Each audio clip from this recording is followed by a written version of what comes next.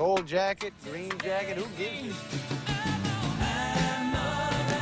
Hello, everyone, and welcome back to the Gold Jacket, Green Jacket podcast. We are here for episode number 96. My name is Christian Dragonetti, and I'm joined, as always, by CBN Joel Mitchell. Jolly, mate, 96. Wow. Treble 20, double 18. It's getting close. Jesus, that was cool. It's getting close. I was cross-eyed then. I'm thinking, what the fuck's he talking about? So, just again, for reference, we've been throwing a lot of darts recently. Yeah. We haven't played too many games of around the world because we're very heavily stuck into our checkout game. Mason, if you're listening, right?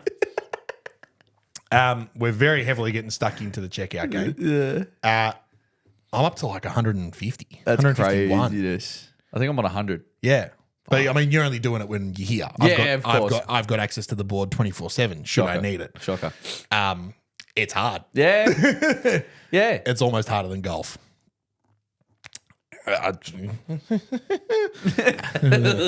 and apples over here. The apples, yeah. How are you, my friend? Can't complain. Yeah. And you? I'm quite well. Yeah. I'm a lot better today. It's Monday, the 8th of December. We're fast approaching Chrissy. The missus and I have started to book the honeymoon, which is nice. That'll be happening around March time. So we're going to work out some logistics. We might talk about Going where? Europe. Oh, Europe. Europe.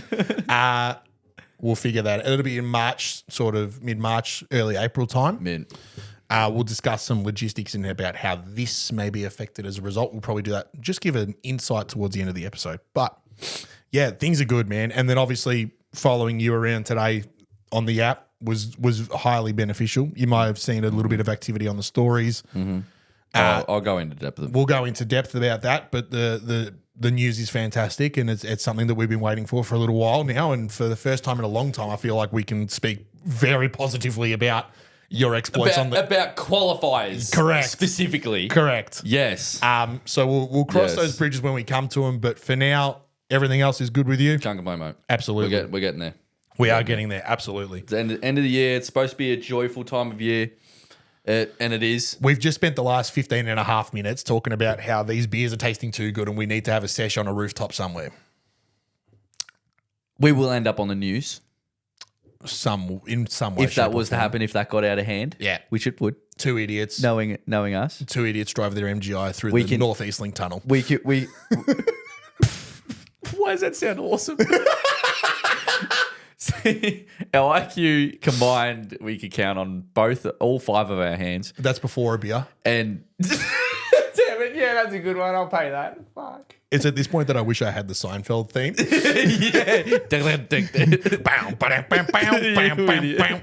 All right, off track already. Fuck's sake. Recent rounds, go. We're in a mood today. All right, recent rounds. Are we getting back on track? I hope so. Fucking hell. Okay, so my most recent round was Saturday. It's been a busy weekend, very busy. Saturday, Stableford medal off the Blacks at Heidelberg, played off 6, had 35 points. Very, very, very solid round considering the conditions. Obviously, Saturday was quite wet and miserable and raining in the morning, and you know, we got delayed. There was the softest weather delay in the history of golf. When? On Saturday. They blew the fucking horn. In the morning? Yeah. Oh, probably lightning. Yeah, but like, not really. Nah, but... I mean, okay, so that one, you'll never get me on board with a soft lightning delay. You'll never get me on board with that. I can understand that too, but like, I'm never going to say they shouldn't have. I completely agree. Blow the horn. You have to, right? We'll get into that in a minute. Yeah, right. Anyway. Righto. We'll talk about the golf. So the golf was good. Okay. No doubles on the card, no birdies on the card either, which is a little bit disappointing. Just 7 bogeys. Okay, but that's better than 2 birdies, 2 doubles. Correct, right? The bogeys that really cost me were soft, like errant off the tee and, you know, punching out. And I got really unlucky on a couple where like I had a shot planned out and the execution was there. I just might have tugged it a little bit. Here's my question for you. Yes, go on. What is your definition of a soft bogey? This is a good question, actually. I think it's very situational and soft bogeys can all be different in different situations. Yeah. To me personally, is a soft bogey is a bogey where I feel like, or where I know I could have definitely made a better decision to lead to a better score. So a soft bogey could be anything from like a 3-putt. I had 2 3-putt bogeys on the weekend. Okay. They're soft. That's soft. right? Yeah. Also, if I decide to choose, like making a poor club choice middle of the fairway that leaves me a shorter putt or something, or maybe taking a dumb option when you're in the shit, trying to pick a fucking gap out rather than just chipping it sideways and playing for safety, those contribute to soft bogeys, in my opinion. Everyone's definition, I'm sure, is different. It's completely subjective, but like, in my opinion, that's what contributes. But a few of those instances, like I said, 2 3-putt bogeys, and then a couple of areas where I kind of went for a little bit more than I should have from shit areas, which led to bogeys as well. Other than that, I had a lesson with Raptor during the week. We'll talk about that in a minute. But I feel like the strongest area of my game at the moment is my short game. Yeah. Driver's a bit off. And we spoke last week about the golf swing feeling funky. We'll get into that in a minute. But like, I just feel like, especially on Saturday, if I had 100 less with wedge in my hand, I'm like, this is a green and potentially a birdie chance. Whereas I didn't really normally have that in the past. I feel like I've got a mid-second cut question. Sorry. Hang Okay. on. Go. Yeah, keep talking. I will. Keep talk to the listeners. I'm talking to because- everyone. Yeah. So just before clubbies, SGM actually pointed something out to me about my short game and about my just golf swing in general that kind of resonated a lot. And I've, for the longest time, tried to take extra club and knock it back if I need to hit a specific number. And he turned around and said, dude, since you've made all these changes with Raptor, your golf swing is more efficient when you're actually going at things. Correct. Not necessarily swinging out of my shoes or anything, but like if I've got 158, instead of getting a 6-iron and knocking it back, hit a full 7-iron. And if it's 3 meters short or 4 meters short or 5 meters short, fair enough. You'd rather that and commit to a good golf swing than have to try and manipulate something and drag that landing number back. And I've implemented that throughout the bag, of course. Okay, whatever that second question is, we'll get to it later. I've implemented that throughout the bag, and I've noticed it more with wedges. So I'll give you sort of the breakdown. If I've got 85 meters, right, that now is a pretty solid 54-degree wedge. I would always grab 50 and try and steer one in there. And I was good at it for a long time, especially when I was hitting cuts, because it's easier to control distance, I feel, when you're trying to cut the ball as opposed to draw, right? And yeah, I'm still releasing left and hitting cuts with wedges and stuff. Technically, doesn't look like that, but that's what's happening. But now, if I've got that 85 number, it's 54 straight away. If I've got 60 meters, I would usually knock back a 54-degree wedge, and again, just a little hip to hip, nothing huge, and steer one in there. Not anymore. 60, swing a bit more freely. Especially if the pin's in certain locations and I can be more aggressive to those pins. So that has changed my game slightly, but for the good. Okay. Especially coming into summer. Interesting. Before we get into the lesson, a couple of things just at Heidelberg that I'm really excited for. We scarified the front 9 fairways. Yeah. And we used all those clippings from the scarification to build our new nursery that's going to be left of 14. So the original place where we brought the goats in, Yeah. and they ate through all the shit that was left of 14 towards 15 tee box. That's all gone now, and now we're building a nursery. Oh, cool. And we've spent a bit of money already on putting some irrigation in and some sprinklers and all that kind of stuff. And next year, the club announced during the week, in 2026, we'll be undergoing a full course new irrigation system upgrade. Oh, good. 40 years our irrigation system hasn't been touched for. 1985, our current system went in. Wow. That's a long time ago. Fuck. A lot of tech. A lot of tech upgrades. Correct. So Lindsay did and credit to him, he did a really nice video on the website and explained everything that we were going to be doing and all the new technology we're receiving and how it's going to benefit our golf course in the long run. It sounds awesome. We've said it for a long time, for members of golf clubs, you know your club's successful if they're making improvements to the golf course. Yeah. And something as big as this, just goes to show that the golf club is in a really successful and really good spot. really positive spot. I'm excited. Yeah, it's going to be a pain in the ass because for 20 weeks of the year next year, one hole's going to be out of play at all times. Yeah. But Bad bad luck, fair enough. But like we've done things like redo the green on like left of 10, that practice area. So that's like our 19th hole in a sense. So that'll get in play when we need it to be. When you need a par 3. Correct. Or a hole. Yeah. Or a hole. And the areas that they're going to be installing this new irrigation system are sort of away from the fairways. Ladies and gentlemen, we apologize to take you away from the episode. But if you're enjoying this content and you want more of it, you should hit the subscribe button. It's a big red button right down below. All our links are in the description as well. You can follow us on Spotify, leave us a review, and check out previous episodes. We're also on Instagram and TikTok. We post reels weekly, maybe a couple times a week. We're also on TikTok as well. When you're viewing those reels or TikTok, be sure to leave a comment. Make sure you like it. Send it to a mate. Tell us we're dickheads. Whatever you want to do, interact with us in some way. Because if you like us, ladies and gentlemen, and you want us to grow and succeed, we need your support. We need you to like and subscribe and follow us and leave reviews and share it with your friends and leave a comment. Send us a DM. Just tell us Joel's got an ugly head. It doesn't go unnoticed. It doesn't go unnoticed. We thoroughly appreciate your support. Thank you. It's sort of coming in from the sides and that'll cover the rough areas as well. So we'll get more growth through the rough, which is great. But also it means that like the only affected areas are going to be tee boxes and greens. So we'll have the option to play holes as par 3s or shorter holes rather than losing the hole completely. Yeah. Okay. So you might still get the chance to play 18 holes, but also just a shorter version or something. Yeah. So yes, the golf course is going to be affected a lot next year, but for the greater good. For the greater good. And it's great. We'll cap it off by running through a quick lesson that I had with Raptor last week. You're gonna love you already know the backstory to this, but I'll explain it to the listeners because one of the old go in for one thing, come out with something else. Text Raptor last week being like, golf swing feels funky. Let's just catch up. Fixed it within 30 seconds, as Raptor typically does. And as you have done in the past with certain aspects of my game when I was seeing you for coaching.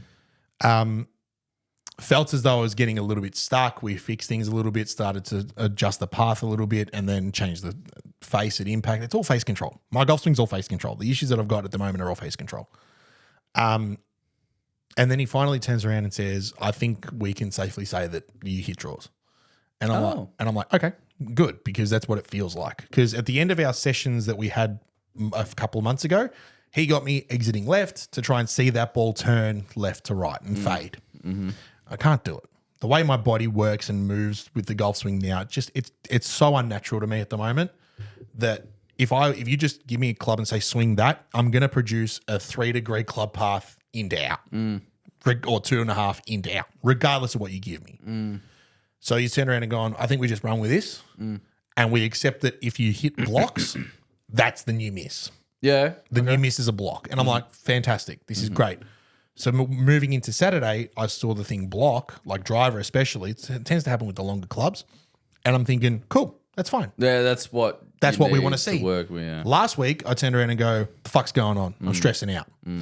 I hit one snap hook with driver on 12, and that was it for the day. Everything else is pretty sick otherwise. And then after we fixed everything and he'd seen enough, he just turned around and goes, right, let's go through the bag. I got a bit of time and I got TrackMan. Let's go. Yeah. And I'm like, great, here we go. Hit a bunch of 7-irons. He was happy with that. He's like, right, do it with 4-iron. Great. 4-iron comes out, hit a few. And I'm hitting it and I'm not hitting it good, in fairness, with 4-iron.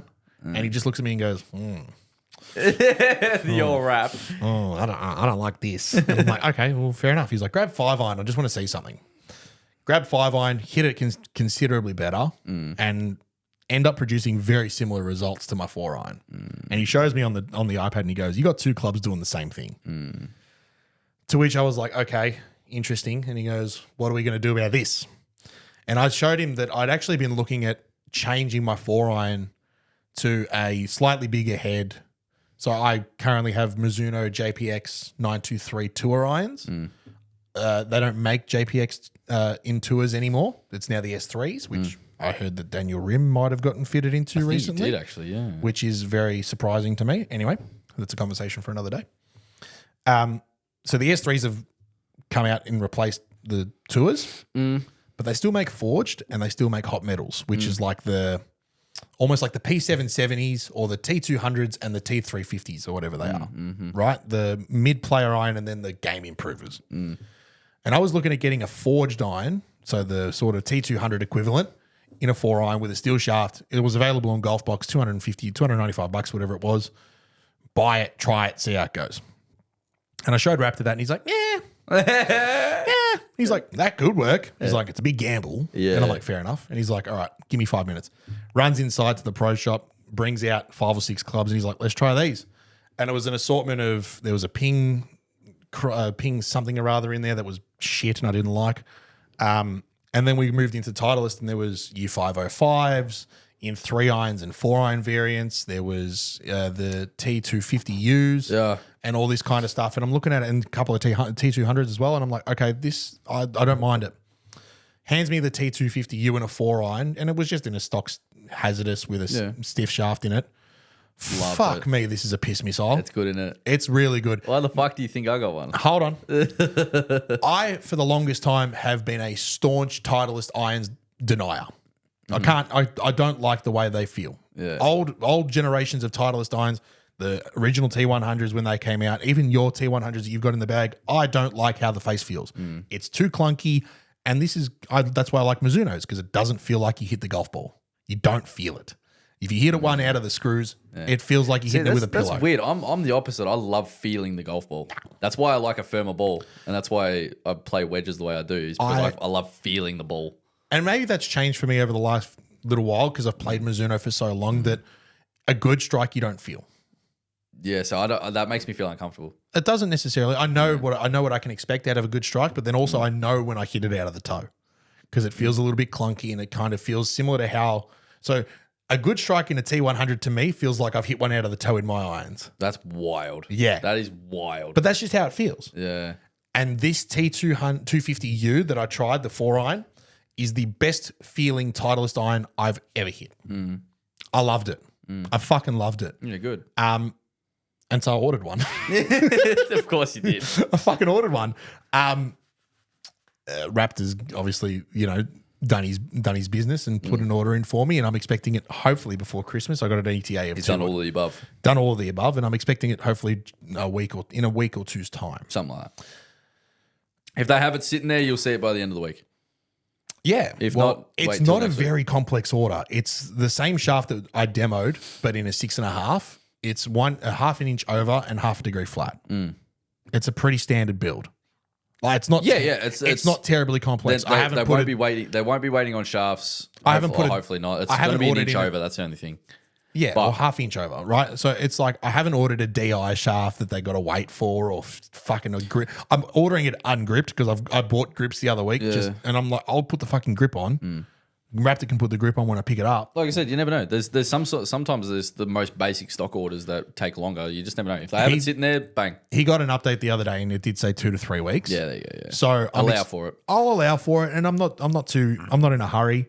Berg have got one on the racks that I demoed on Saturday, so I'm like, all right, if they've got one and I can just pinch it during my rounds, fine. Go slap it around. Man. So that's my life of golf in the last progress, man. Absolutely. Because I remember you like turned your nose up when I showed you the 4-iron that I got. Because you went like, you're like, ooh, 4-iron, ooh, graphite shaft in a 4-iron. I'm like, no, just watch this. And I hit it, and you're like, oh, whoa. And I'm like, yeah. It's just because it's so foreign to me. It's untraditional. It's so untraditional. Yeah. And SGM made a great point when I told him about it. He goes, well, that changes things now because if you now love it and keep it for a while, if you then go and get fit into a new set of irons, you don't need to worry about a 4-iron. No. You can order a 5 to pitching wedge and call it a day. But there's no rule saying you have to get 4-iron to pitching wedge. Correct. It's whatever's going to work better to match into the numbers to get the ball in the hole quicker. For how I've set my bag up over the last 5 years, right? Yeah, that's been the traditional setup. There's been obviously drivers and 3-wood and then something in the middle, be it a hybrid, which I very rarely ever hit back in the day, or a 2-iron, and then irons for a pitching wedge. And and then whatever wedge makeup you want to make. Yeah. And that's how I've always built my bag and structured things, is just that things have chopped and changed over time. And like you said, when you first showed me your 4-iron in the graphite shaft and all that kind of stuff, I'm like, oh. Yeah, what the fuck? And honestly, because it was so different and I'd never expected you to do it. Yeah. Just like I never expected you to get that 7 wood. I loved that club. Yeah, you just, There was just no room in the bag for it, unfortunately. yeah, you can't have everything. Unfortunately. Yeah, there was just not even no room. It's just I had to replace my 2-iron with that, and I use my 2-iron more and for more things. So, Now- and even though that 7 wood, I could do literally whatever I wanted with. Yeah. That thing was so good. Yeah. But I didn't hit it. No. I needed it from 215, 220 into par 5s. And That was it. And that's what Raptor was asking me about my 4-iron. He's like, how are you using this at the moment? I'm like, I'm hitting it as far as it goes and I'm chasing it. Yeah, That's it. yeah. 2-iron is a bit the same. Like, it's a distance club. Yeah. Short or long par 5s, short par 4s, a couple of tee shots here and there. We might pull it out and go for it. And he goes, right, how would you feel about incorporating something where you're 210 out and thinking you can now start attacking? Yeah. And I'm like, yeah, that sounds good to me. Yeah. And sure enough, this TrackMan was optimized for the day, range balls and no wind and all that kind of shit. Yeah, it's weird numbers. It's weird numbers, but like what I was seeing on that iPad was around about that 202 carry. Yeah. Rolling out to like 212. Yeah. And I'm like, that's pretty good. It's not going to be the same on the golf course. It'll be a little bit less, but if I can get a 190, 195 carry out of this 4-iron and rolling out to 205, Yeah. oh, Perfect. it turns the whole golf course upside down. Yeah, there's your number. There's the number. Yeah, cool. Because at the moment, I've got 2 clubs going 178 meters. No, I don't fucking like it. Yeah. I flush 4-iron and I hit I flush 5-iron and I hit my 4-iron like ass. Yeah. So Same thing. that's my life in the last sort of 7 days when it comes to golf. Jesus. It's so interesting at the moment. You look exhausted. I am. It's been a long weekend. And we'll get into the rest of it in very short amount of time. But that's me done for the most part. And now over to you. Well, You had a qualifier for the Vic PGA this morning. at the time of recording. At the time of recording, Monday the 8th. Yeah. Out at Moona. We have Vic PGA this week. Yes. And for the past 4 weeks, all the listeners and viewers have heard, hopefully at the time of listening, I'll be in my second round of whatever the fuck event I've tried to play in. Correct. So we'll start back from New South Wales Open. I missed qualifying by a shot. All right. Queensland PGA, I missed out on a start by a single order of merit spot. That was the week after. So New South Wales, say again, first one. New South Wales Open, missed out by a shot. Hit it better. Queensland PGA, missed out by an order of merit spot. Be better. Oz PGA, I shoot 66 and miss out by a shot. Be better. Hit it better. Oz Open, I was a couple. Be better. Hit it a lot better. Hit it a lot better. It was a couple shots. And then today, I was on a mission today because I'm just like, it's the last event of this side of the calendar before we go into this re-rank shit. It's the last event of the year, like tour event. Yep. I've got some pro-ams coming up, but tour event. And I'm just like, look, haven't played a tour event in 4 weeks and I've shot some decent numbers and been this fucking close to playing in some massive events. Mm-hmm. So I'm like, when I woke up this morning, I'm just like, I'm playing well whether the world likes it or not. Like it was sort of, you know what I mean? I had this mentality where it's just like, move out of my way, fuckers. I'm coming. Kinda. I just sort of had this mentality where it's just like, I'm not having any of this. I'm like, this is it. Like the motivation was sky high, especially after going to the Oz Open with you on Friday as well. Like just to seeing these players and the people, and the players in the position that I want to be in as well, and not to blow smoke up my ass, but I see the way they play, and I'm like, I can do that. Yeah, like that, I can do that shit. You know what I mean? Like I can. There's a little bit of polishing that needs to go with it as well, and experience and all that shit. But it's like fuck, I'm right there. For the most part, yeah, it's like for the most part, it's like fuck, I can produce that shit, right? So it's like fuck me. So now I'm just like, my motivation just went through me, man. It just sky high. So I played Saturday, and same thing. When I say same thing, I was like on Saturday I was 5 over. I was 3 over through like 6 or 7. Interesting. Right, at Rosanna. And I'm like, I'm like this. I'm twitching. And I'm standing on 12T and I've just put my head in my hands and I look at Dad and he's like, what? I'm like, what? He goes, why are you looking at me like that? And I'm like, what do you mean? Right. And he goes, you've got this fucking look. I said, yeah, I'm seething right now. Yeah, I'm like, something just twinged in my brain. Right. And I was like 7 under for my next like 10 holes. Right. I just locked in. Right? Just flicked the switch. I just flipped the switch. I'm like, I'm not having this. Right. So I end up like playing really well for my final 10 holes on Saturday after starting horribly. Yeah. Right. Like expecting too much, expecting, the practice will happen. Right. No, it's like you still need to fucking lock in. Right. Didn't play yesterday. And then, today we played, Vic PJ Qualifier. And down at Moona, I'm very familiar with that place. I've had a lot of rounds there in the last couple of years. And it wasn't that windy.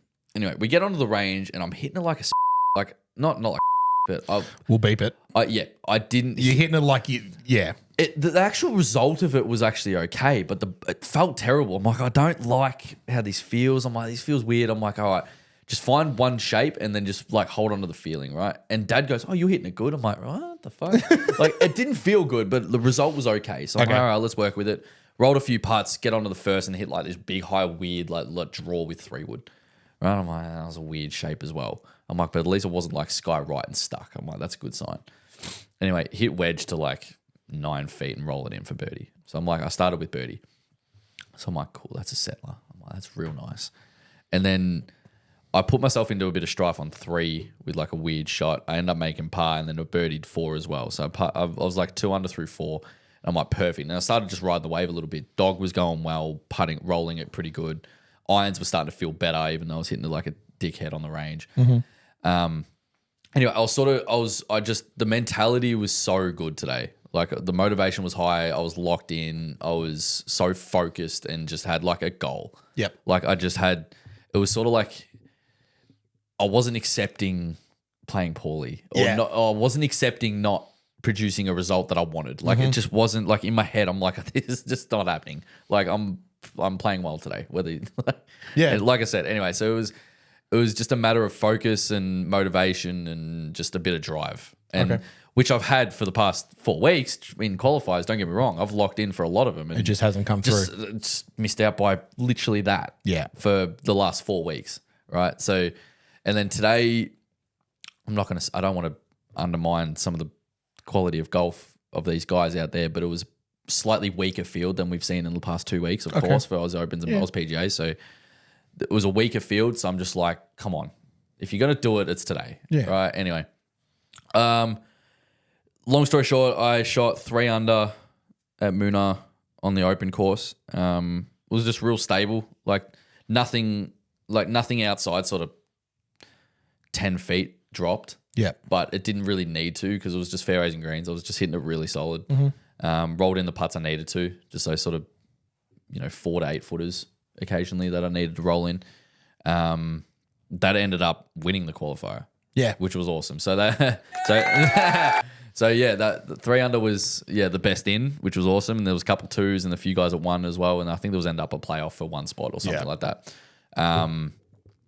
So it gets me into Vic PGA this week. Fantastic. Which I'm pumped about. Fuck yeah. So am I. I'm like, oh my God, finally, I'm playing my events again, or these events again. And after a bit of heartbreak the last 4 weeks, or 3.5 weeks of missing out by a bee's dick each time, like the drive to make it this week was sky high.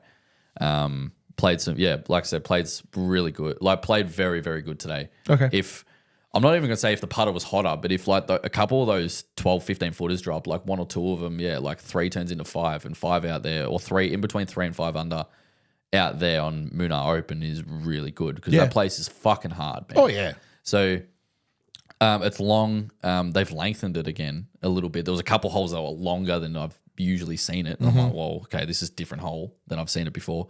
Like 16 was long. 16 was like 420. Jesus. And 16 is usually like 360, 350. What other hole was long as fuck? 9 was long as. And it's the members routing. So 9 isn't the one that goes back to the clubhouse. 9 is actually 11. Okay. So, and I pump driver. It's like 410 instead of 360, 350. Jeez. So there was a couple holes that were significantly longer than I've seen it before. But otherwise it was just real stable. No, the only sort of mistake, and when I say mistake I made, was probably on 11, the long par 3. I hit like really ordinary off it. Like I hit this shit 5-iron. It was horrible. It was like this toey fucking thing left, and it was disgusting. And I didn't make up and down. And same thing on the back of 14. But that was about it. Other than that, very pleased with how today went. Of course. Very pleased. Of course. Like, yeah, I got into a PJ event again, and yeah. Done it the hard way. Yeah, I had to do it the hard way. That's fine. But I've sort of had to try and do that for the whole season. Yeah, of course. Of course. There's a couple of things. So just quickly, before we move on any further, I want to spare a thought for Marcus. He had a crack at qualifying today. Oh, yeah, of course, yeah. Raptor had a crack at qualifying today as well. Yeah. So results didn't necessarily go his way. No. I haven't spoken to him, don't know how his round went. I'm sure you would have at some stage in the car. I'll give a quick update. He had 6 over par, which isn't terrible out there, which isn't terrible at all. No. He said he had the S words at one stage. He had a couple S words. Wowee. Just a few of them. Right? And I'm looking at him going... And I'm getting lessons off this bloke. Yeah. No, and I'm like, huh? I looked at it. He goes, yeah, real weird. So he had a triple and a double and shot 6 over. That's impressive. Like, that's good, dude. That's impressive. I'm like, that's really good. That's very impressive. I'm like, if he's 1 over for the rest of his round, 1 over out there almost got into the qualifier. Yeah, well, the cut line was at even. Even, right, there you go.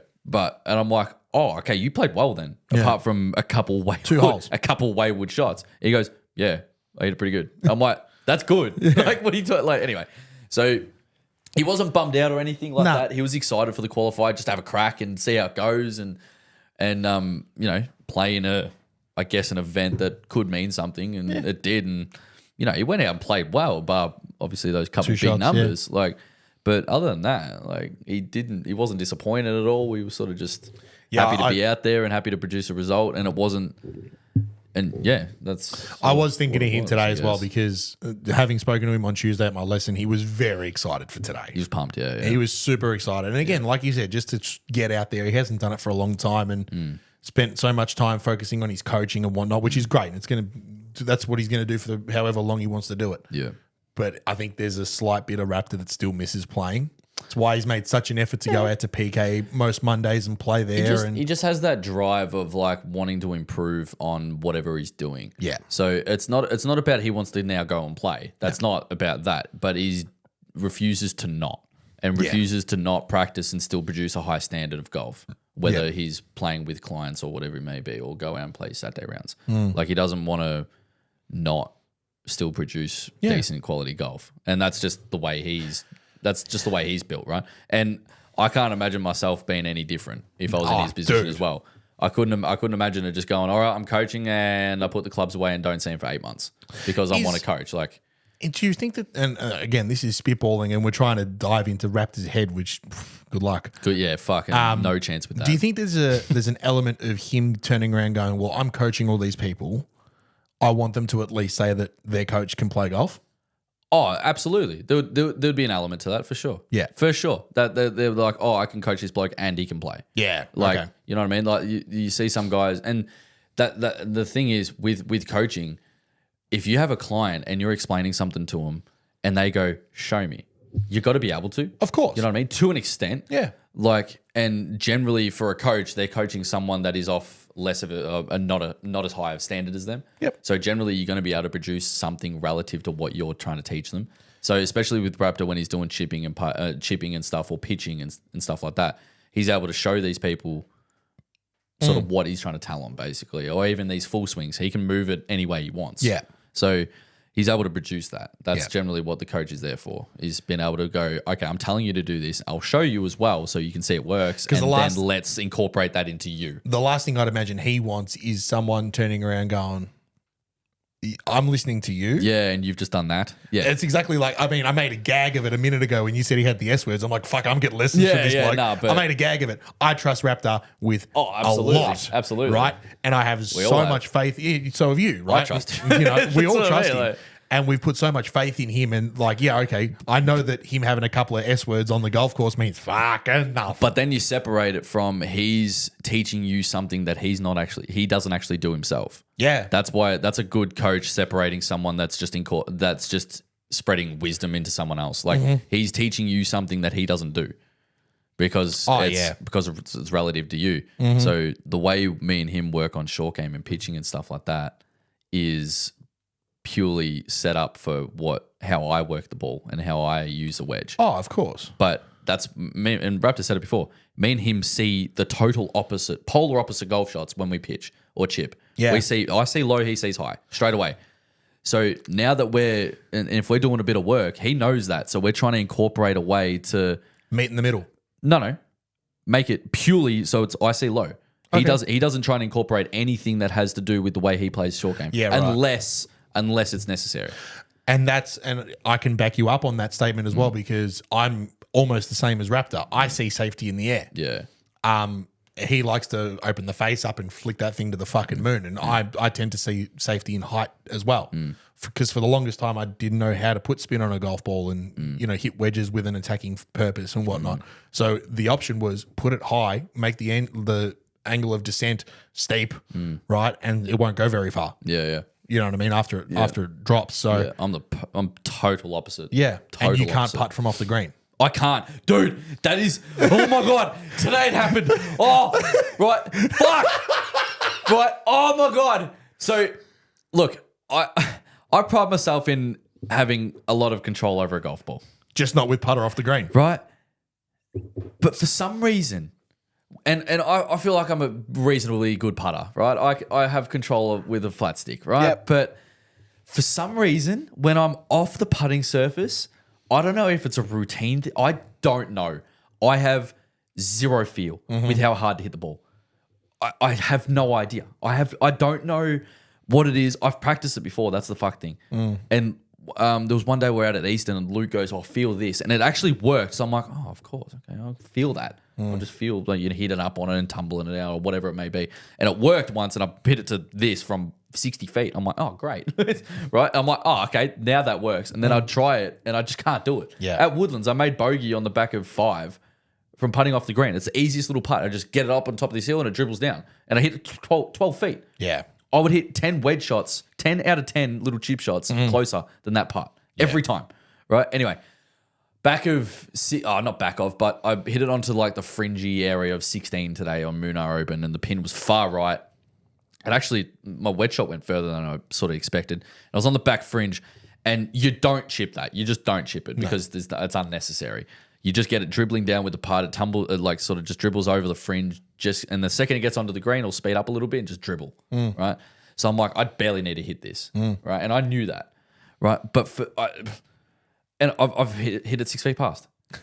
And it was just such an unforced, like, no feel, zero feel, right? And I'm like, I just need to tickle it and get it I just need to hit it 3 feet to get it onto the fringe of this green, and it'll just tumble out downhill to the hole. And as it gets onto the green, I'm like, sit. Like, and I'm like, I'm in my... And just fucking sit. And I'm like, in my head, I'm like, I barely touched that. Like, I felt like a bit. However, if I had that putt and it was on a green, the speed would have been great. I would have had the speed. I just have no idea. This is where I think me, you, and SGM. It's my biggest flaw. Me, you, and SGM need to go and have a hit because me and him putt religiously off the green. I can't We're do it, not man. that good with wedges, right? And especially on a hole like 6 at Berg, right? The short par 3. Hang on, I spent. Yeah, right? yeah. If we leave it on the right hand side near the drain, right, that little gully, and the pin's left, you're putting, or wherever the pin is, you're putting. Yeah. You can't hit wedge. At our level, you are not going to control a wedge hitting down to the front pin, to the short-sided right pin, or even far down to the left-hand side where you've got the most safety hitting a wedge. You just don't. Yeah. I had one the other week. We actually should do that. We should. I'm actually going to pick your brains of like, wait, how do you feel about this? Because I just don't do it. I'm racking my brain thinking, well, what am I thinking about when I've got putter in my hand from off the green? And I'm literally thinking of 2 things. One, if I was just on the edge of the fucking green here, how hard do I need to hit it? Right? And secondly, what's that plus hitting it through 3 meters of fairway grass, and then a meter of fringe. See, the thing is, I've thought about all this shit. It's a mathematical equation to me, and I'm literally trying to weigh things up and understand, right, I need it to stop here, and then the green will take care of itself, or whatever it is. It's all mathematics to me, and I'm just trying to figure out, as dumb as I am at fucking maths, I'm trying to figure out on feel, and that's why I do so many fucking practice strokes. Everything, I'm just looking at my target and feeling everything so that I can replicate a putting stroke that feels something similar. It just it drives me fucking insane. It's my biggest flaw. It is. Like, it is my biggest flaw. And it's not even like it's glaring. It's not even it's not even like a department of the game that is like, oh my God, you'd be worlds above if you did this. Like, it's not like, oh, you have a shit short game, that's why you play off 9. Like, or something like that. Or you can't hit driver on the planet. No. It's a small detail within the game that it's like, it could be just like a relief. Like, if I got onto, and like, as good as I feel that I am with a wedge, there's sometimes where I'm like, I wish I felt comfort in putting this. I wish I did, because if I felt comfort in putting this, being able to hit it, knowing I could hit it closer than a dicky little wedge shot, then I would. But there's times where it's like, we've played together where I get to a spot on like around greens. You're looking at me like, why the fuck do you have a wedge? I'm like, because I'll chip it closer. Yeah. Because I'll chip it closer than I putt it. Yeah. And people are like, oh, cock, right? Shit like that. But they're like, I beep that too. Yeah, of course. But I'm like, no, I will actually chip it closer because I'm shocking with a putter off the green. 100%. And it's, like I said, it just, anyway. And today on 16, I'm just like, I'm standing over it with putter, and putter was not my first instinct because I'm like, I don't have control. I don't know how to do this. Yeah. And it's such a simple thing. Yeah. Right? Anyway, because there's like I said, there's so many ways you can go about things. You could just focus in on a spot, like you create your own new hole. Well, see, no, that's the thing. In a sense, so I do that anyway. I do that with downhill putts. I understand where to hit to a spot, but on the green, that all that feel is fine. And the second I get a wedge from off the green, that feel is fine. I can hit to a spot and understand how hard to get it. You've never practiced it putter from off the green. I have. Yeah, but you're not putting it into practice like we do. No, because I don't practice putting from off the green. No, I just do it enough where I can, and I play at the same golf course every week, so it helps. Yeah, but like, I don't do it enough where I can. I do it enough in game where I can turn around and go, I'm confident enough to put this somewhere where I'm not 3 jabbing it again. Yeah. So I've practiced it before. I practice it. Yeah. Putting from off the green, from 3, 4, 5 feet off the green, to understand what feeling produces what length of putt that I have to hit from. I almost feel like you need to go further away. No, because I wedge it. No, I understand straight away. I understand that, but you're not going to understand the feeling of hitting a putt from off the green, doing it 3 feet. You're only worrying about that far or whatever it is, right? I feel like if you were 3 meters off the green, I understand you're going to hit a wedge, but for the purpose of practice, it might be beneficial. Could be. Because you know then what a 3 meter putt from off the green feels like to a back left pin, and you've got to then roll it 60 feet on the green or 40 feet on the green as well. Yeah. So you know what a 17 meter putt feels like from off the green. Yeah. Do you know what I mean? Mate, but I know. I forgot what track we were on before we got into this. Yeah, same. But like I said, it's one of those things. Like, I think you might benefit from just hanging out with me and SGM, coming for a hit one night and just going, what are you thinking? How are you going about this? Because we do it all the time. Well, there was even a couple times on Saturday I played with the old boy, and there was probably maybe twice I reckon it happened. Yeah. And there's even guys in my playing group that play off a much higher figure, and they'll putt from 10, 12 feet off the green and put it inside 6 feet. Not every time, but they're definitely going to putt it closer and they'll wedge it. And I'm just looking at it going, I'm trying to chip it in, and the last thing you're grabbing is wedge. Yeah. Right. And to me, that's diabolical. To me, that just is alien. Right. I'm grabbing wedge because I'm getting aggressive and spinning it and trying to not do fancy shit, but I get aggressive. What you get paid to do. But not the last 4 weeks, but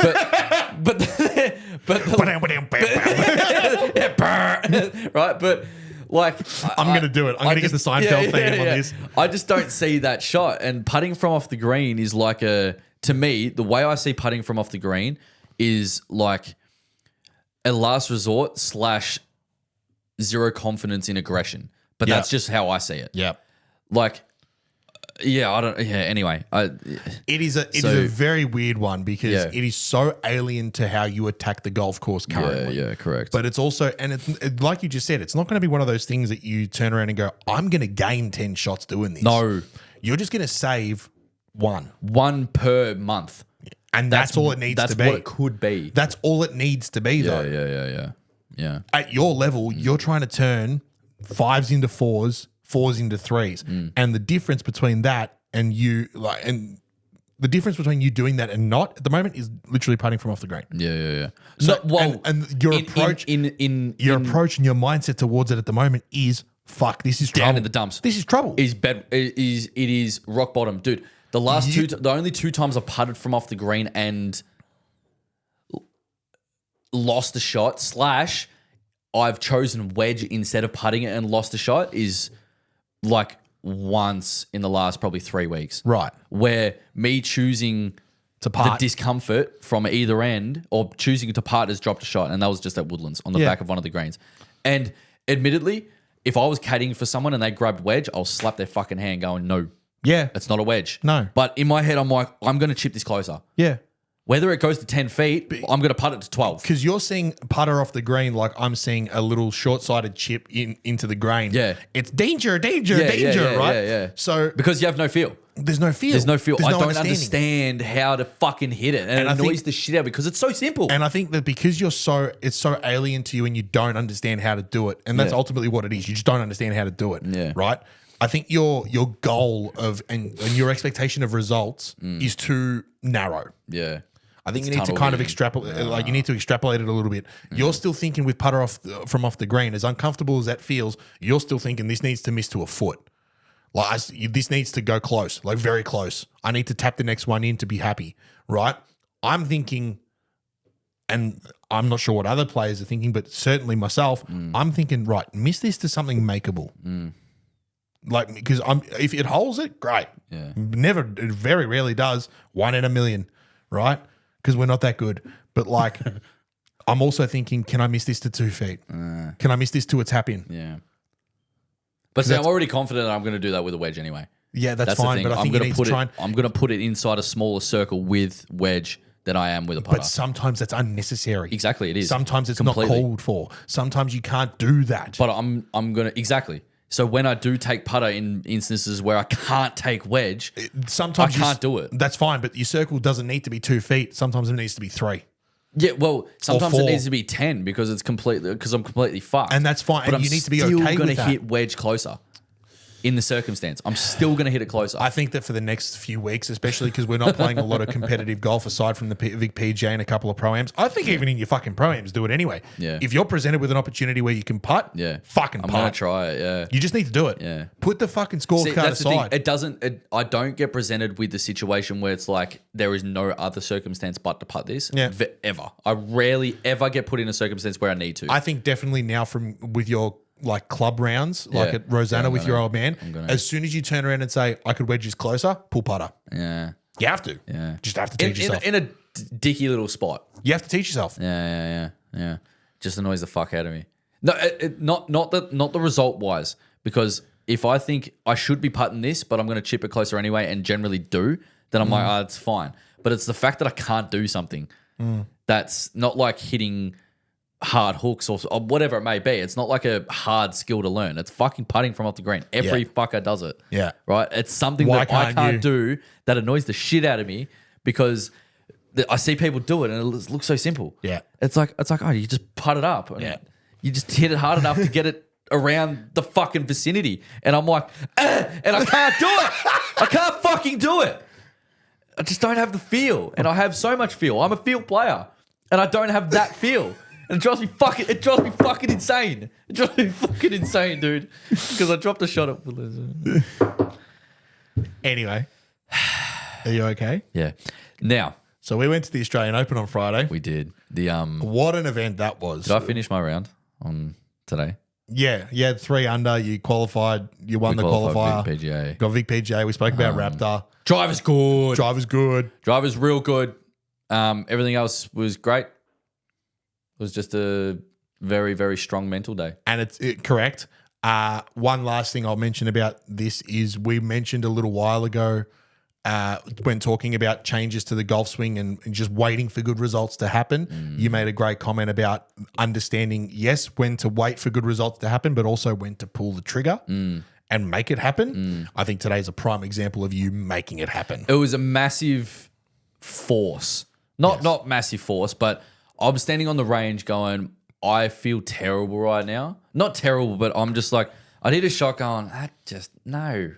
Right? And I'd hit a shot, and even though it would go all right, I'm like, no, it's not how it's supposed to feel. It's not how it felt that day, right? Or something like that. And then I'd hit a skunky shot going, oh my God, that was shit. Yeah. Right? And then now I'm supposed to go out and play a fucking qualifier. And I'm just like, regardless of how you just hit it then, does not matter with what score you're about to shoot. Yeah. It does not relate the slightest. The only shot that's important is the next one. He's the next one. So yeah, and then Shot. after the skunky thing, I hit off one. I'm like, oh. Shot isolation. I made birdie. I'm like, sweet. Hit like a skunky thing off 2. Hit the 6 stinger. Right, almost shanked the wedge shot into 2. Nice. For my 3rd. Then hit like skunk fucked it off 3. Pulled it from a second shot. Ended up short. Made up and down. So and then like pump dog. Skull fucked 4-iron, made a sick up and down. So I'm 2 under through 4, and I've hit 2 good golf shots. Nice. Right? And that's what I mean. I'm just like, right. Okay. Hit a great iron shot into 5, which was nice. I'm like, all right, that's a set. Like compression, it was good. Yeah. Right. And hit a skunky one down 7. 8 was good. 9 was mint. 10 was okay. And 11 almost missed the golf ball.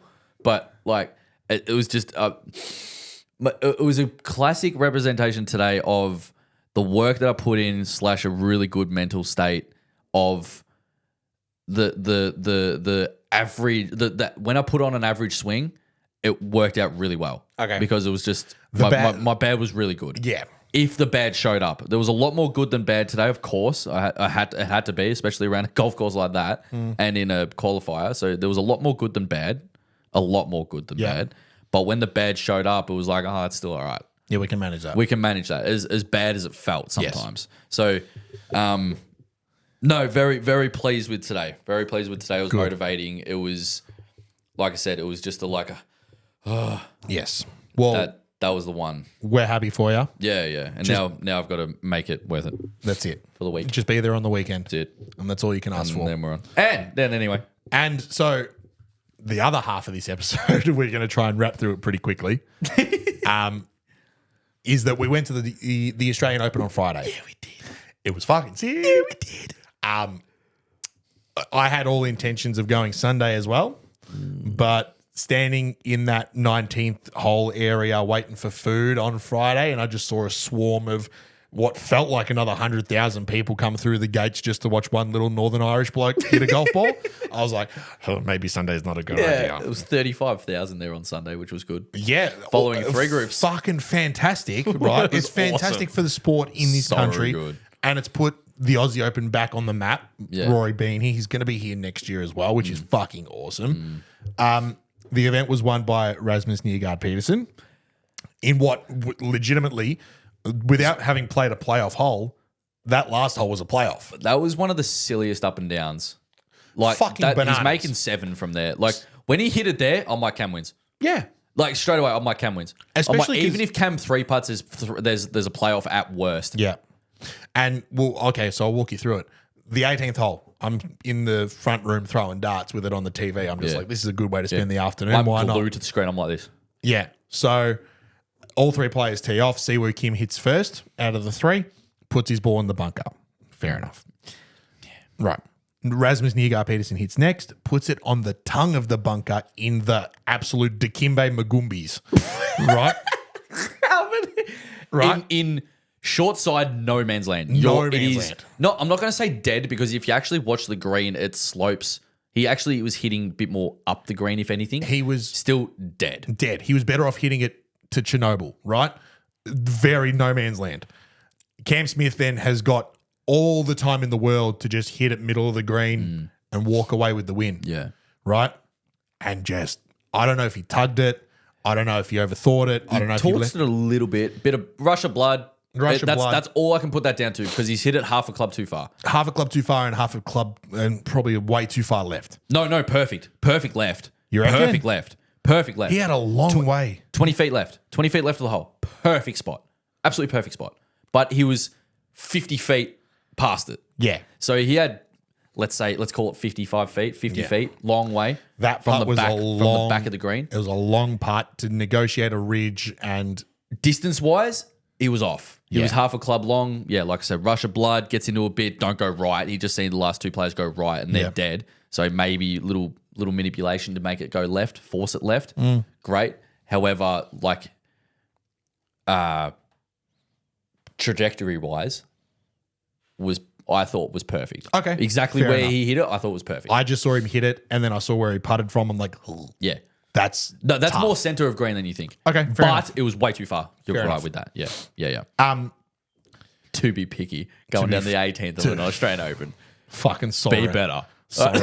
Bro, like, We're all 15 under par. Sorry. yeah, Right. Rasmus Niergaard Peterson then produces arguably the best shot of the tournament. To give himself, it was a great shot considering the circumstances. Yes. And it's the exact shot he needed to hit. Correct. Because it takes bunker out of play. Absolutely. He hit it was a very good shot. Absolutely. Very good shot. To leave himself, like 8 to 10, 12 feet? I'd give it 10. Yeah, 10 feet. 10 and a bit. With a slight left to right break, Yeah. coming back up the hill. And I'm like, okay, that's makeable. Let's right? just, yeah. But under that pressure, it's anybody's ball game. Yeah. Cam Smith then leaves himself Let's say 5. 5, right? 5 and a bit. Hits a great putt. He did. And it's He did. routine 5-footer up the hill. Yeah. Seemed pretty straight. Yeah. Rasmus then goes and drains his putt. Siwoo Kim unfortunately leaves his first shot in the bunker. He had to hold it. Had to hold it, and he's instantly out of the tournament when he leaves it in the bunker. Yeah. Still a great week for him, and he did really well. Awesome. Rasmus then steps up and drains the fucking 8-footer, the 10-footer. Boxes it. Boxed it and gave it fucking heaps. Yeah, which right? I would too. As he should. That right? that was up and down into the event. That was fucking unbelievable. When he hold it, I'm like, I just said he was making 7. He's walked off with 4. I'm like, that's fucked. Yeah. And then Cam again. He's standing over that 5-footer, and I'm like, he's had this so many times. Yeah. And he makes this 99% of the time. Yeah. And the 1% he didn't was that one. Was that one? Unfortunately, I we're all think human. I think he tugged it just a little left and missed it. Maybe. Missed it on the high side. He missed it. Missed it on the high side. I felt terrible internally as well because when Rasmus hold it, I'm like, fuck, playoff. Yeah. Right, because I didn't expect Cam to miss that. Like, we're all human. Like, he's one of the best putters on the planet. Yeah. But like, of course, we're going to miss a putt. But maybe I'd love to know what happened with that because I didn't expect him to give the hole away. I don't know what putt he had. Like, we're not ground level, so we don't see what it's breaking. You'd expect it to try and dribble right relative to what Rasmus's did. Yeah. But for him to miss the hole completely. But then again, the caliber of player with his experience and the hunger he had this week, I wouldn't have expected him to hit that poor of a stroke. So I really refuse to believe that he hit that poor of a stroke to miss it by that much. Like, I'd really like to believe that he hit a decent putt on the left edge and it didn't move. So I'm trying to convince myself of that. Right. So just because, and like I said, there's the caliber of players have missed putts from half that distance.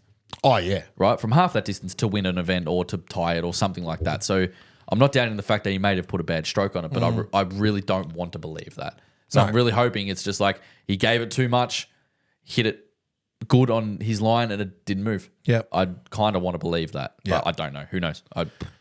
So, Anyway. all in all, fantastic event. Great I want to event. just have a quick chat about Friday and our own Yeah, experiences, yeah, right? yeah. So, being the second day and being like 2 or 3 real power groups within that field on that day, we knew it was going to be fucking bedlam. We got there nice and early. We did. Shout out to Craig, who's a loyal listener, wanted to watch Ryan Fox being a Kiwi as well. So we followed Ryan Fox, and he was in a fucking great group. That was phenomenal. With Joaquin Neiman and Siwoo Kim. Yeah. So I'm like, this is sick. We can watch these boys all fucking day long. I would have been perfectly happy watching that group. Right. And then so we watched them for like maybe 6 or 7 holes. Yeah, it was about that. And then it got 6 to, holes, yeah, we something were like that. sort of walking around sort of the first hole, Then 5, we sat on the back of 5, which is a par 3 for like an hour and watched 3 or 4. Mind you, the greatest par 3 in Australia. 100%. Yep. With the dickiest fucking flag pin, the pin location for the entire week. Sucked. Right. I just remember Minwoo Lee hitting like this skunky toey thing, right, and just hating it He straight just away. pulled it long left. Pulled it long left, catches the perfect spot on the slope and just rolls it down to 7 feet and drains it for birdie. I'm just like, nice. So we sat and watched a few groups go through 5. We then circled back around to the tee box and went and got lunch. And it was when we got lunch in preparation to go try and snag a spot to watch Rory that the swarm of people came in, as I mentioned before. How good was that lunch, just quietly? The food, okay, and we'll get to it's part of my second cut question, right? Not That's amazing. Yeah, okay, yeah. So it was very good. Anyway, but the swarm of people that came through, and that's when I realized, Raptor put it up on Thursday, the Rory effect on his story. That's when I got to experience it in its fullest. Yeah. Because it was fucked. Dude, when I went over to try and see him at the range, just to try and see the top dogs on the range. Yeah, good luck with that. You're 6 people deep. Yeah. Around the whole joint. And for anyone that's been to Sandy Golfing, that's a big fucking range, man. Oh, yeah. And for it to get I the little spot I had, I could sort of see the line of players and see the guys that I wanted to see. I wanted to see obviously Scotty and Cam and Rory and Minwoo. I just wanted to see those guys, right? And Nope. Like it was stacked. And the second Rory sort of walked off the tee box, well, not everyone disappeared, but everyone started trying to anticipate getting to the first, getting to the second, getting to the third to try and catch glimpses and stuff like that. So it was just this swarm, this army of people following these top players. It was like, whoa. And it was during lunch that we tried to kind of come up with a bit of a game plan. And once I saw that crowd of people come through, I sort of looked at you and was like, fuck what we were just thinking. Yeah. We need to see him on one. Yeah. We need to see him on one. I put a bunch of stories up on the pod story of just the intensity of the crowds. Yeah. We managed to snag a couple of spots. Poor mum, my mum came with us, did not see a fucking thing on one tee box. And she's she's a short old lady, like fair enough. Yeah. But like she loved it. She's like, I don't care. She's I was there. Just the and atmosphere. I can say I was there, and I've seen plenty of videos and everyone got up and about and it was great and I was there. And I'm like, awesome. That's the perfect way to go about it. Yep.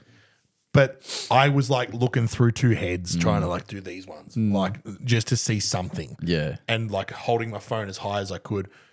We managed to get in. We managed to see something. We caught up and watched them throughout and played a few holes.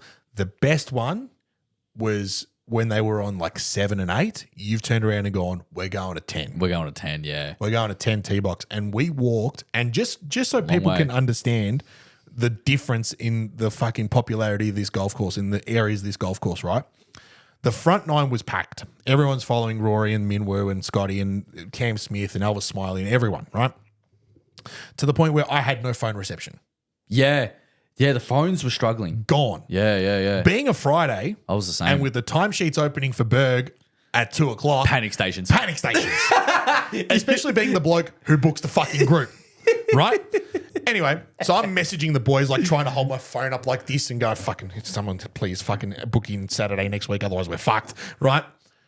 We walk out to 10, 4 bars. 4 bars, 5G. I'm like, oh my God, no one's here. Yeah. And we'd walked maybe a kilometre, if that. I'd say okay. Yeah, I'm happy with that. We're a kilometre away from the madness, and all of a sudden you can just understand the severity. You go to the MCG, Collingwood versus Carlton, you're not getting phone reception until you walk out to Richmond Station. Yeah. It just doesn't happen. Yeah.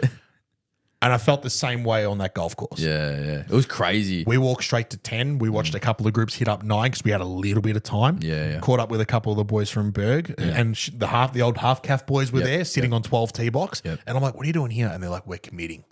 Yeah. And I'm like, oh, committing I get to it. The bit. They were sitting on the fucking grass. Yeah. They were the front row of the tee box on 12. And Rory probably had an hour and a half before they were getting there. Easy. Yeah. And one of them they literally like said, I can reach out and touch the little tram tee marker. Like that's how close they are. Crazy good. And I'm like, that is phenomenal commitment just to sit there and go, I don't care who hits a golf ball in between now and then. Yeah. I've got prime spot for when Rory gets it. That's how you need to approach those sort of events, because you don't have the luxury of following a group around because of the people. Yeah. You need to love golf like so much, or you need to love watching it and appreciating it so much where you don't give a fuck who tees off. Nah. You can just see good golf and know that good golf is coming. The next time we go to an event, will be next year. I'll be playing in it. Heath. All right, I'm fucking determined. I'm Yeah. playing in it, right? And if I'm not, looks like we'll go the Friday again. We'll do a couple of days. We'll do a couple of days. Anyway, not the point. Next time we go, you have to, like, I recommend sitting on a tee box for an hour. Yeah. Just sit on a tee box for an hour, watch all the different types of golf swings and golf shots, then go sit on the back of a green. And then alternate. And just do 4 different spots. You don't need to follow a group each time. You'd see elements of your favorite players. Like Craig wanted to see Foxy, and we saw plenty of Foxy, which was which was great. Very impressive. And then we see elements of the other players that we wanted to see. And I feel like we saw plenty. I think we saw heaps.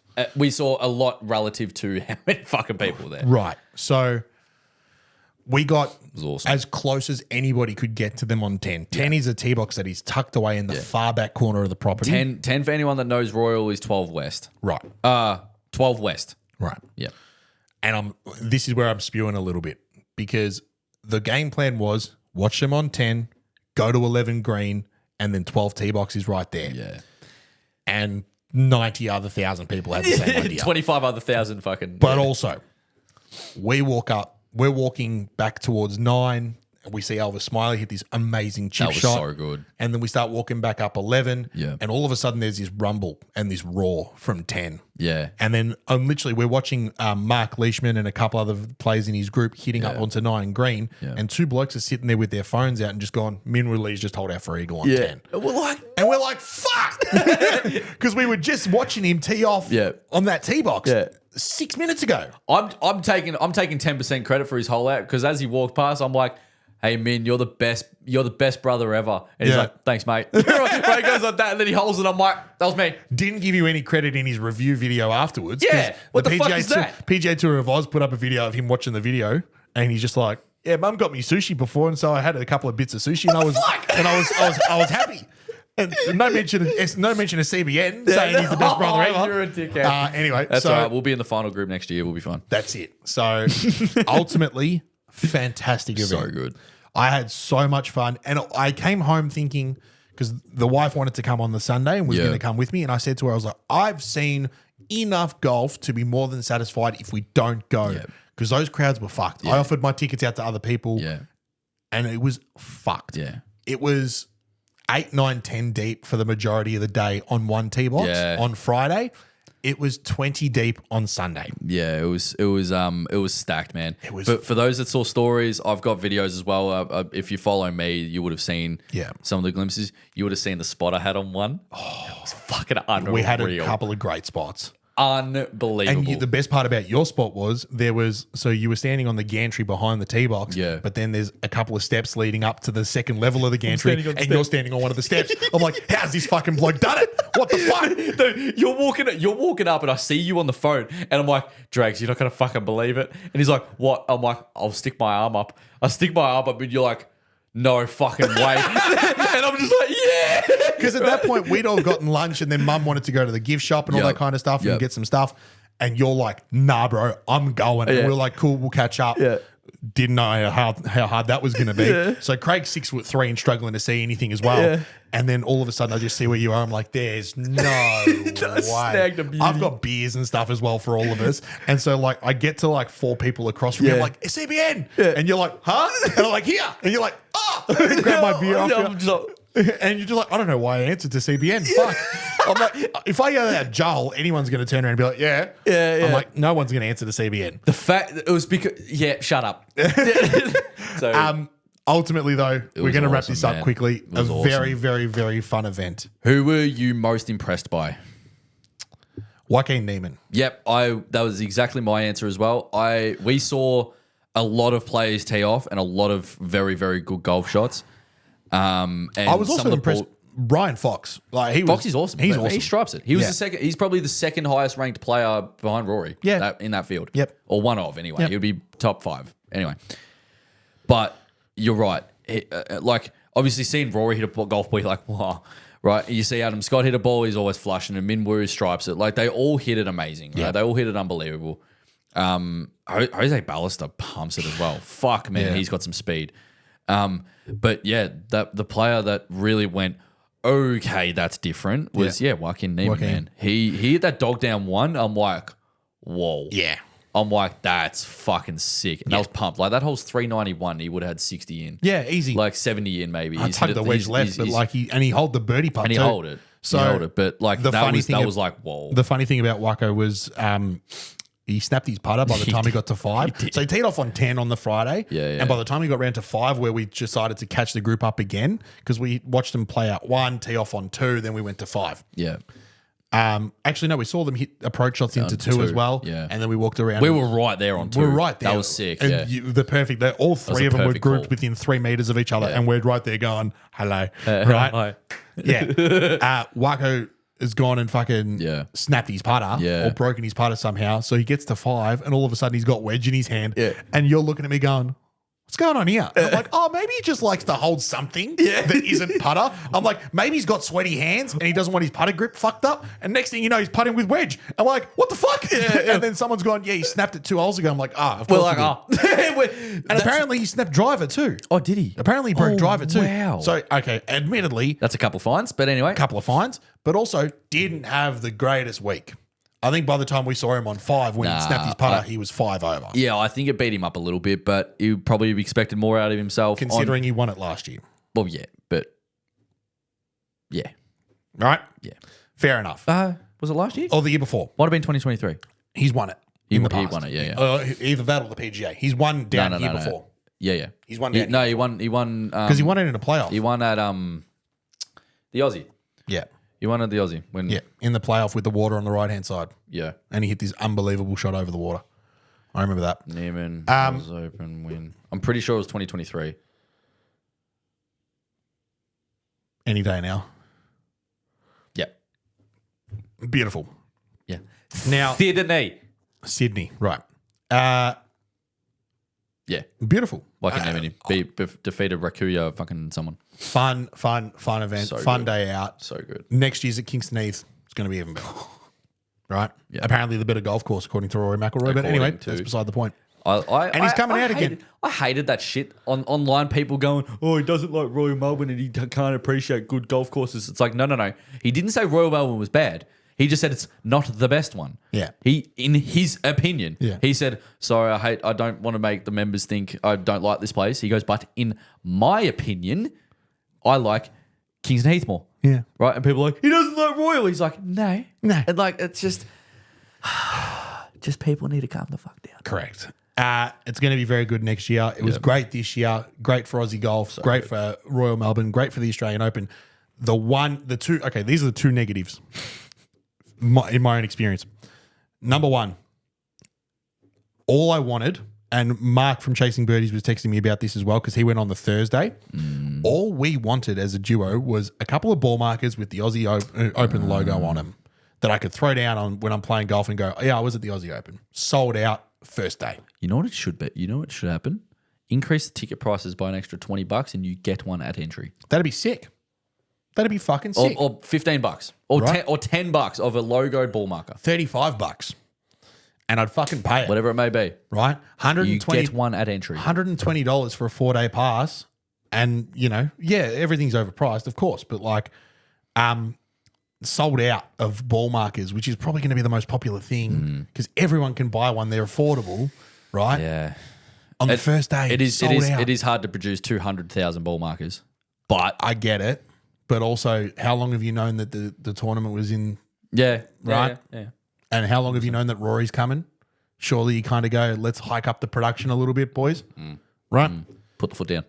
And then the second, it's kind of a negative, but it's also a bit of a positive too, was despite being as close to the players as we were, the access to them was limited, right? So, and that's probably my understanding of what not access, but I bought a flag from the gift shop, like from the fan shop or whatever you want to call it, and I got it signed by one player.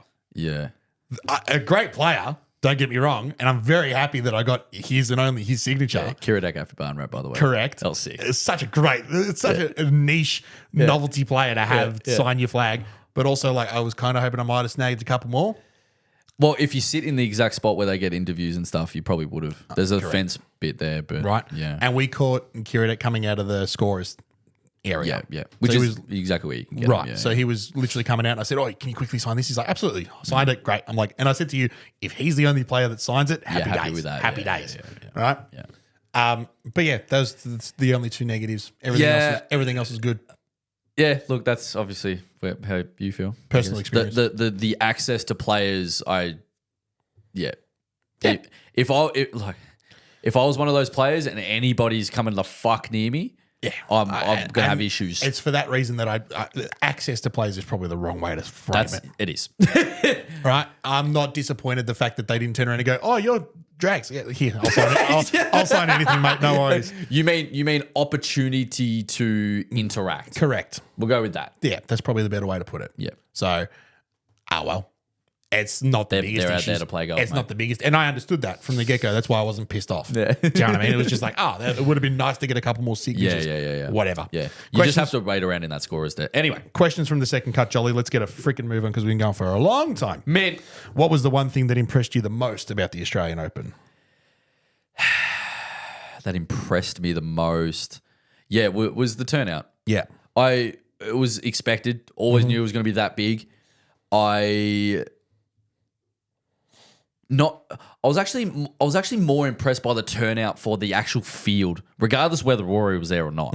I feel like it was going to be a huge event regardless. Agreed. And it always will be. Like the Australian Open is massive. Like you see those crowds when they have it in Sydney, when they have it down here. Like you always see, even at the Oz PGA, like you always see the crowds are huge and stacked, right? This one just had a different feel about it. I don't know if it was just because we were there. I don't know. I reckon it was. I reckon there's an element to that. That we're like, we were there. I also have a feeling that it's got a little bit to do with where it was. Too. Correct. It gave me the same sort of vibes as what I experienced when the US Opens at Pebble Beach. When we think major. Not only that, but like when certain tournaments are at certain places. Yeah. When the US Opens at Pebble Beach, there's something different about it. It's because that tournament belongs there. Correct. That's what that feels like. Correct. That's what that feels like. The Aussie Open belongs at Royal Melbourne. I feel like there's 3 venues that this event should always be hosted at. It is Royal Melbourne, Kingston Heath, and the Aussie in Sydney. I feel like that's where it's like, yes, this is an Australian. And if you had that on a 3-year rota, it'd be so sick. Yep, correct. Right. I agree with you. I agree. Fantastic. That's probably what impressed me the most was the sheer support that I saw out there, especially to some of the Aussie boys and some of the guys that I know and have played with. I've played with a lot of them too in tour events and you know, and some of them, a couple of them I could even call mates, right? And seeing them out there and seeing the support they get as well. And it was sporting really, capital of the country. It was awesome. So good. Really good. Just to answer my own question, the thing that impressed me the most was just how well catered everything was. Yeah. That fan zone, that big awesome. Circular area with a couple of bars and the big swing tent, Odyssey tent. Everyone had a tent and stuff. Yeah. The food was plentiful, dude. That Mexican taco truck, that we had those burrito bowls, and I had that. Sick. I had that fucking chip nacho thing. It was perfect. It was phenomenal. Yeah, and all the food that because obviously when you're walking around trying to make a decision, you're looking at what everyone's got and what they've gone for. Everything looked really good. It did, and it looked well thought out. Something that you can eat on the go and. Either if you want to sit down and eat and then go somewhere else. It was a very seamless event. It was very well thought out. It ran very well. It was very well thought out from a patron's perspective. Yeah, it was very good. And that's impressed me the most because often, not just golf tournaments, but events like that, those sort of things go lacking. Yeah, they matter a lot. They do. They matter a lot. Especially a big scale event where you're going to spend a lot of time in a certain place. Yeah, correct. Like a golf tournament. Yeah. Have you got a question for me, Jolly? So this relates to your round on Saturday. Okay. Going back a day and a half. But yeah, that's all right. That's what it feels like. Fuck. Would you rather never make a double or a birdie, but every bogey you make is soft, or for every birdie you make, you follow it up with a double? So think about it. Let's think about the question. The result is kind of the same each time. So for example, your round on Saturday, you had no birdies, but you had no bogeys. No doubles. But you had no doubles. Sorry, but you had some soft bogeys. Yes, but you had no doubles. Correct. No birdies though. But you know you can have your birdies, but every time you make a birdie, there's a double. Or every bogey is soft. Every bogey is soft. Yeah. I think doubles are always going to be worse than soft bogeys. Okay. Regardless of how you feel about making a soft bogey, I think a double is obviously worse. It's a shot worse. Of course. There is nothing worse than making a birdie and then following up with a bogey or worse. But the bogey, every soft bogey is a lost opportunity, of course. Correct. And it fucking... Correct. But I'd rather be this close at a lost opportunity rather than going, well, that was great last hole and then falling off a cliff the next one. If you had have said, would you rather that or make a birdie than a soft bogey, then yeah, I'd probably take that option because you still leave it, even with the cut. Yeah, right? So that's what I mean by... There's an extra penalty to making a birdie. Yep. Right? And I understand that. That's fine. The end result is much the same. I would rather make soft bogeys and no birdies or doubles. There you go. Yeah, so basically, yeah, okay, there you go. I think it makes more sense to me. If I was to answer the question, I'd be the same. Yeah. Because doubles, my fucking God. Mm-hmm. But I want to make birdies, man. I want to make birdies too. but there's no doubles. Yeah. Yeah. I agree.